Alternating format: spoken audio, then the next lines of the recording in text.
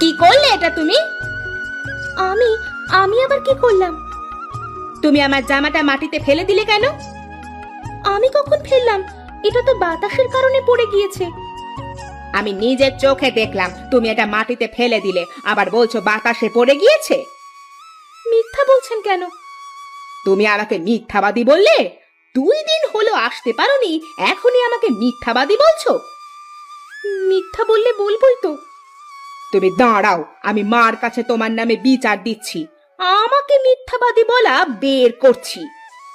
আপনি বিচার দিলে আমার কি? আমি তো সত্য কথাই বলেছি। আমি জামা মাটিতে ফেলে দিইনি। আমার কাছে প্রমাণ আছে। এই যে জামাতে মাটি লেগে আছে। আসবো মা? আসো, কিছু বলবে তুমি? আমি আপনার ছোট ছেলের বউয়ের নামে বিচার নিয়ে এসেছি। একটু আগেই তো পরিমল হরিশের নামে বিচার দিয়ে গেল, এখন আবার তুমি তার বউয়ের নামে বিচার নিয়ে এসেছো। কি করেছে তোমার সাথে? আমি উঠোনের রশিতে জামা শুকোতে দিয়েছিলাম, আপনার আদরের ছোট বৌমা আমার জামা মাটিতে ফেলে দিয়েছে। তুমি নিজের চোখে দেখেছো? হ্যাঁ মা, আমার সামনেই করেছে, আবার আমাকে মিথ্যাবাদীও বলেছে। তাদের দুজনের সাহস দেখে আমি অবাক হয়ে যাচ্ছি। আপনি এর বিচার করেন মা। হরিশ আজকে বাড়িতে আসুক, তারপর আমি দেখছি। তাহলে আমি আসি, আপনি বিষয়টা ভালো করে দেখবেন। ঠিক আছে। পরিমল, এই পরিমল, তোর বউকে নিয়ে বাহিরে আয়।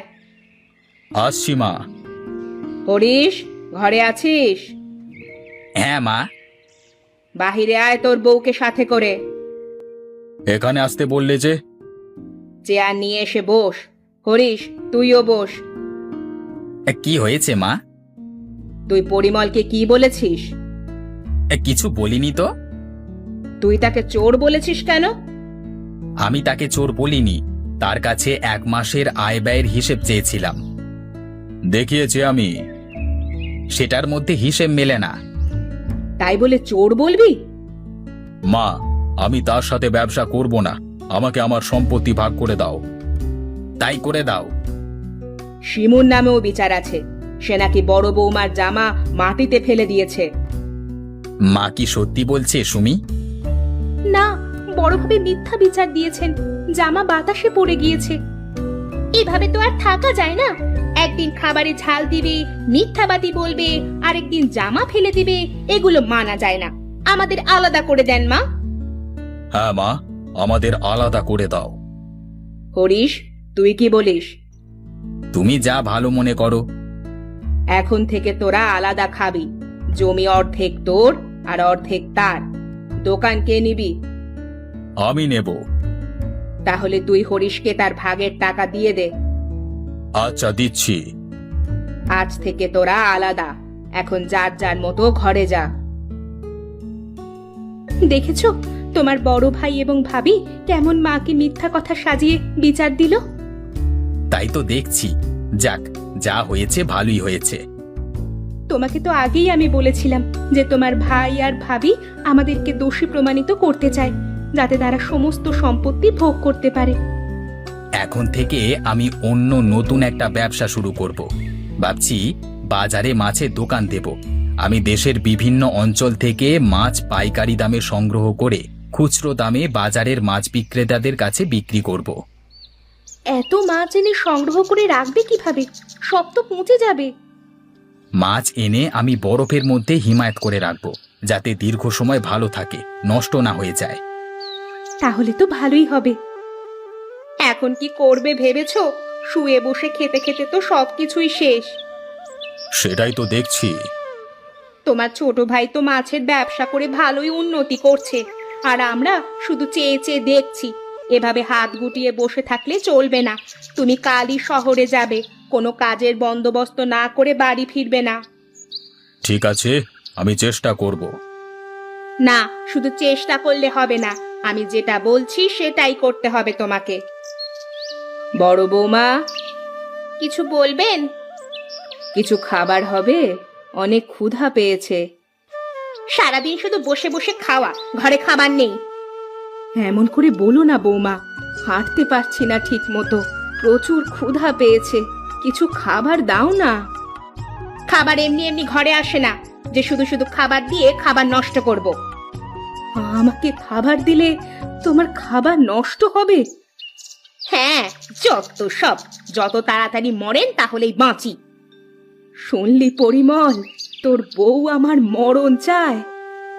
ঠিকই তো বলেছে, তুমি বোঝা হয়ে আছো আমার মাথার উপর। আর খাবার চাইবো না তোদের কাছে। যান যান, আপনার আদরের ছেলের কাছে যান, বুড়ি একটা। কি করছিস বাবা? তেমন কিছু না, তোমার কিছু লাগবে?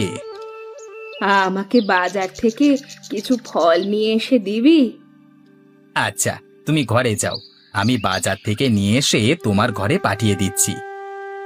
আমার কাছে তো টাকা নেই। তোমার কাছে টাকা চেয়েছি আমি? তুমি ঘরে যাও এখন। বাবা হরিশ, আমাকে কিছু খেতে দিবি? তোমার ক্ষুধা পেয়েছে, আমাকে আগে বলবে না? শিমু, মাকে তাড়াতাড়ি খেতে দাও। মা, আপনি খাটে বসুন, আমি এক্ষুনি খাবার দিচ্ছি। অনেক ক্ষুধা পেয়েছে, শরীরে শক্তি পাচ্ছি না। মা, আপনি খাওয়ার সময় কথা না বলে মন ভরে খান। আরো ভাত দিব? না মা। বাবা হরিশ, আমি তোর সাথে অনেক খারাপ ব্যবহার করেছি বাবা। বৌমার সাথে খারাপ ব্যবহার করেছি, বকাবকি করেছি। আমাকে তোরা ক্ষমা করে দে বাবা। ছি ছি, কি বলছেন এগুলো আপনি? কেন ক্ষমা চাইছেন মা? ক্ষমা তো আমাদের চাওয়া উচিত, আপনি আমাদের ক্ষমা করে দিবেন। সত্যি তোর বউয়ের মনটা অনেক বড়। যতদিন বেঁচে আছো তুমি আমাদের সাথেই খাবে থাকবে। তোমার কিছু লাগলে হয় আমাকে না হয় সুমিকে বলবে। আজকে বুঝেছি তোরা আমাকে কত ভালোবাসিস। আপনি তো আমাদের মা, আপনাকে কি ঘৃণা করতে পারি? বাজারে যখন যাবে তখন কিছু তরকারি নিয়ে এসো। আচ্ছা বেশি টাকা থাকলে একটা রুই মাছও নিয়ে এসো। আচ্ছা, নিয়ে আসবো। এখন আমার কি হবে? এই সব কিছু আমার জন্যই হয়েছে। আমি বারবার জোর করে তোমাকে শহরে পাঠিয়েছিলাম। আহা, এত কান্নাকাটির কি আছে? আমরা সবাই তো আছি। দাদা তো কিছুদিনের মধ্যেই সুস্থ হয়ে যাবে, তুমি চিন্তা করো না, আমি ব্যবস্থা করে দেব। এতদিন সবার সাথে যা যা অন্যায় করেছি তার শাস্তি পাচ্ছি আজ। আমার স্বামীর চিকিৎসা আমি করাবো, তাতে যদি আমার পাপ কিছুটা লাঘব হয়। তুমি যখন এটাই চাচ্ছ তাহলে আমি আপত্তি করব না। তুমি কাল থেকে আমার মাছের দোকানে বসবে। আমি তো বেশিরভাগ সময় বাইরে বাইরে থাকি মাছের খোঁজে, তাই দোকানে সময় দিতে পারি না। বাড়ির বউরা মাছ বেচতে যাবে বাবা? মা, দুনিয়াটা অনেক এগিয়ে গেছে। এখন ঘরে বাইরে মেয়েরা সমান তালে এগিয়ে যাচ্ছে। শুধু বড় বউ কেন, তোমার ছোট বউও সাথে যাবে। তারপর দাদা সুস্থ হয়ে গেলে আমরা সবাই আবার একসাথে কাজ করব। হরিশদাকে আমি 5 কেজি রুই আর 7 কেজি চিংড়ি আনতে বলেছিলাম। হ্যাঁ, আপনি ঝুড়িটা নিচে রাখুন, আমি মাছ দিচ্ছি। আজকে কিন্তু আগের বাকি সব টাকা দিতে হবে। শুধু আগের বাকির টাকা না, আজকের 12 কেজি মাছের পুরো দামই দিয়ে দেব। তাহলে সব মিলিয়ে আপনার হয়েছে 1400 টাকা। এই টাকা দিলেই আপনার বকেয়া আর আজকের হিসাব পরিষ্কার হয়ে যাবে। এই নিন 1400 টাকা। ধন্যবাদ, ভালো থাকবেন। আপনাদেরও ধন্যবাদ সব সময় এমন টাটকা মাছ দেওয়ার জন্য।